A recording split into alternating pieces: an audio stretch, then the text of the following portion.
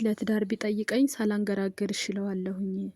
አንዳንድ አረብ ሀገር የምንሰራ ሴቶች አለን የራሳችን አመለካከት ወይም ደግሞ ጥሩ ነው ብለን የምናስበው አውቀንም ይሁን ሳናቅ ብቻ ጥሩ ነው ብለን ያሰብነውን የራሳችንን የውስጣችንን አመለካከት ለሰው የምናጋባ ወይም ደግሞ የምናካፍላለን።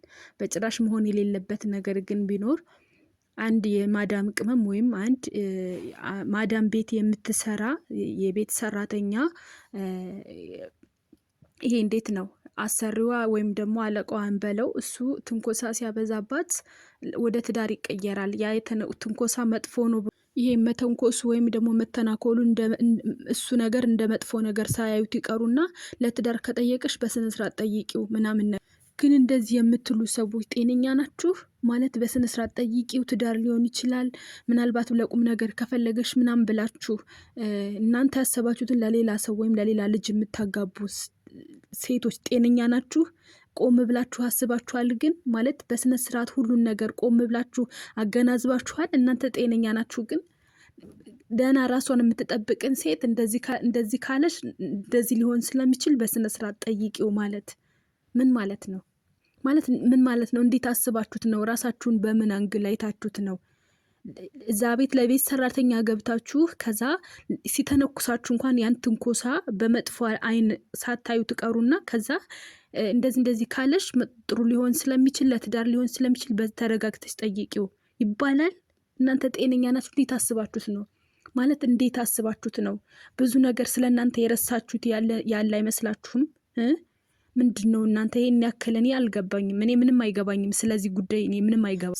ሰላም ውድና የተከበራችሁ የአዲስ ቤተሰቦች እንዴት ናችሁ? እኔ ያለው እግዚአብሔር ይመስገን። ሁላችሁም በያላችሁበት የዓለም ዳርቻ ሁሉ የፈጣሪ ሰላም ብዝት ይበልላችሁ፣ ብዝት ይበልልን። ውድ ቤተሰቦቼ፣ ውድ የሀገሬ ልጆች፣ ውድ በመላው ዓለም የምትኖሩ ኢትዮጵያውያን እንዴት ናችሁ? እኔ እግዚአብሔር ይመስገን በጣም ደህና ነኝ።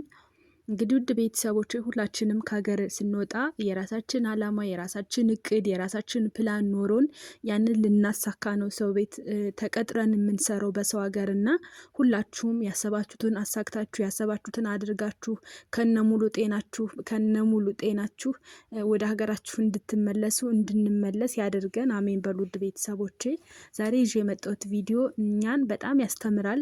በየሰው ቤት ወይም በየአረብ ሀገሩ በየማዳም ቅመሞች ጓዳ የሚገባ አለ ብዙ እና እሱን ይዤላችሁ መጥቻለሁ። አዲስ ዩቲዩብን ላይክ፣ ሼር፣ ሰብስክራይብ እያደረጋችሁ ቤተሰብ እንሁን። እናንተ ሰብስክራይብ ወይም ላይክ ስታደርጉት ምንም የሰከንድ ስራ ነው፣ ምንም አይፈጅባችሁም። ለእኔ ግን ስለሚጠቅመኝ ላይክ እና ሰብስክራይብ እያደረጋችሁ አበረታቱኝ። እስከ ቪዲዮ መጨረሻ ድረስ አብራችሁን ቆዩ። እና ነገሩ እንደዚህ ነው። አንድ የማዳም ቅመም ቆይ አስገባላችኋለሁ። አሁን ቪዲዮዋን ትሰሟታላችሁ ከራሷ አንደበት። ባለቀዋ ወይም ደግሞ በማዳሟ ልጅ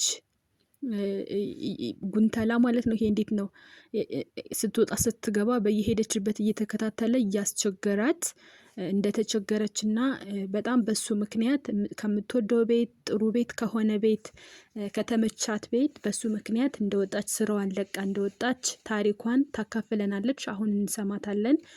እኔ የገረመኝ ነገር በዚህ መሀል አንዳንድ ያው ምናልባት እነሱ መጥፎ ነገር አስበው ላይሆን ይችላል። በራሳቸው አስተሳሰብ በራሳቸው አመራር ወይም እንዴት ነው በራሳቸውን ያሰቡት ይሆናል። ትክክል ነው ብለው አስበው ነው የተናገሩት። ግን አንዳንድ አሉ ማዳም ቅመሞች በቃ ጥሩ ነው ብለው የሚያስቡ። እንዴት ጥሩ ሊሆን ይችላል? እንዴት ያ ጥሩ ሊሆን ይችላል?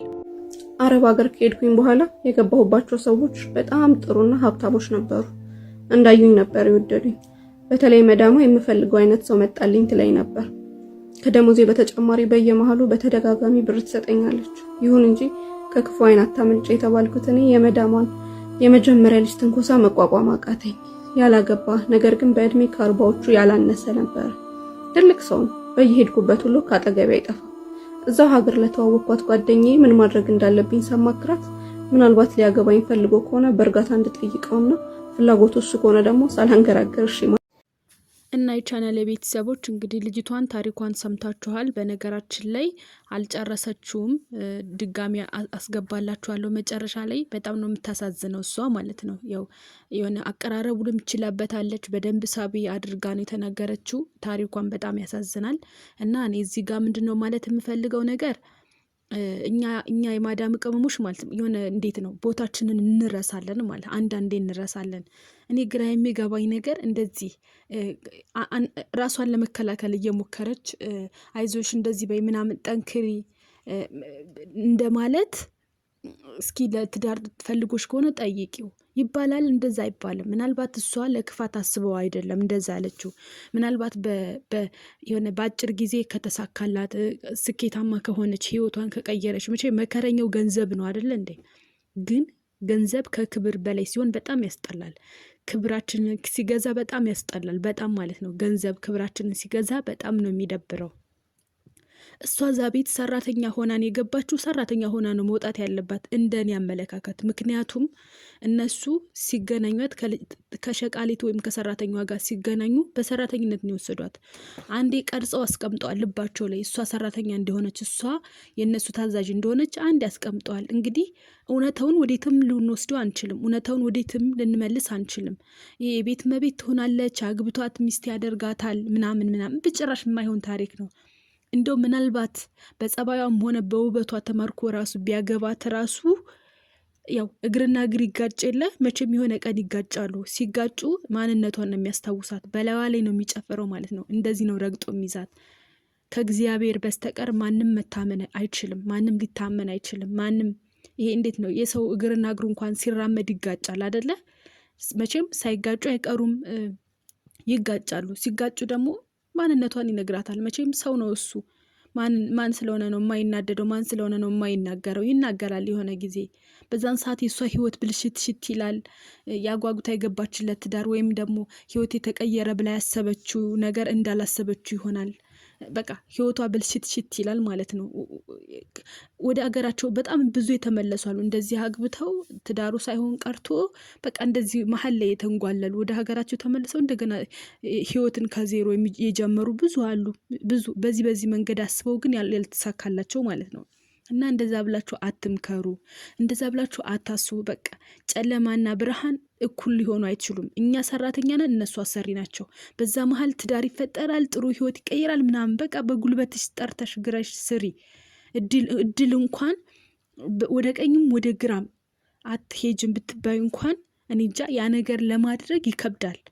ምክንያቱም እውነታው ይሄ ነው፣ ነጭ ሆኖ ስለሚታይ እውነታው ማለት ነው። አይሆንም፣ በቃ የሚሆን ነገር አይደለም።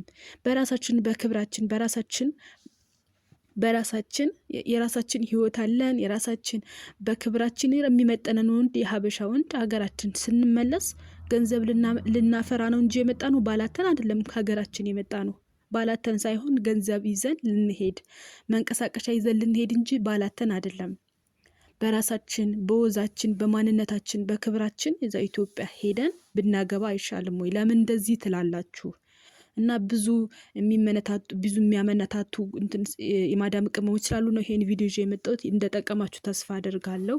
ይጠቅማችኋል ደግሞ በእርግጠኝነት። ምክንያቱም ብዙ ጊዜ እየተወራ ስለሆነ እንደዚህ አይነት ነገር ብዙ ህይወታቸው እየተበላሸ እየተመሰቃቀለባቸው ስለሆነ ለእናንተም ለማካፈል ነው ይዤ የመጣሁት። ውድ ቤተሰቦቼ የልጅቷን ታሪክ አስጨርሳችኋለሁ።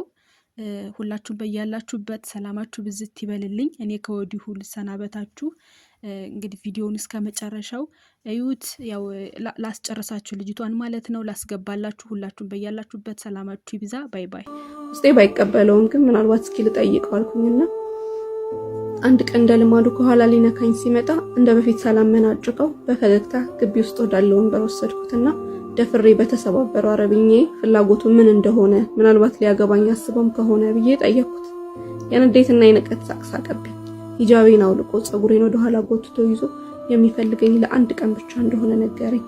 እሱ የሚለኝን ከታዘዝኩ ደግሞ ብዙ ብር እንደሚሰጠኝ፣ ካልሆነ ግን በጉልበት የሚፈልገውን ነገር እንደሚያደርግ፣ ምንም እንደማላመጣ ጭምር ነግሮኝ ምንም እንዳልተፈጠረ ሂጃቤን አስተካክሎልኝ ሄደ። በጣም አለቀስኩ። ተሰቃዩ ብዬ ያሰብኩት የሀገር ቤት ህይወት ናፈቀኝ። እያለቀስኩ እዛችሁ ጓደኛዬ ጋር ተመልሼ ሄጄ የሆነውን ስነግራት እሷም ሰይጣናዊነቷን አሳየች። ሎተሪ እንደወጣልሽ ቆጠሪው እያለች አፌዘች። በጣም ተሰምቶኝ ለማዳም ልጇ እንድታስጠነቅቅልኝ ነገርኳት። እሷም ልጇ ዛቻ ብቻ እንጂ የሚለውን ለማድረግ ድፍረት እንደሌለው ዝም ብዬ መቀመጥ እንዳለብኝ ነገረችኝ። እሷ እንዳለችኝ የተወሰኑ ሳምንታት ያህል ድምፁን አጠፋ። እንደ በፊት ማስደንገጡን ትቶ ሰላሜን ሰጠኝ። አንድ ቀን ግን ሙሉ ቤተሰቡ ለሰርግ ተጠራ። እኔ ደግሞ ቤት እንድጠብቅ ተነገረኝ። ሁሉም ተሰብስበው ሰርግ ሄዱ። ብዙም አልቆየም እሱ ተመልሶ መጣ።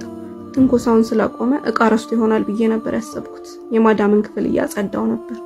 ገባና በሩን ቆልፎ ተዘጋጅቼ እንድጠብቀው ነግሮኝ የማዳም ሻወር ቤት ገባ። የበሩን ቁልፍ ይዞት ነበርና ማምለጫ አልነበረኝም። ከሻወር ቤቱ ሆኖ እየመጣው ነው፣ ጨርሻለሁ፣ ለቅለቅ ልበል ብዬ ነው ይለኛል። ልክ ሻወር ቤቱን ከፍቶ ሲወጣ እኔም በድንጋጤ የማዳምን መስኮት ሰብሬ ዘልዬ ወጣሁ።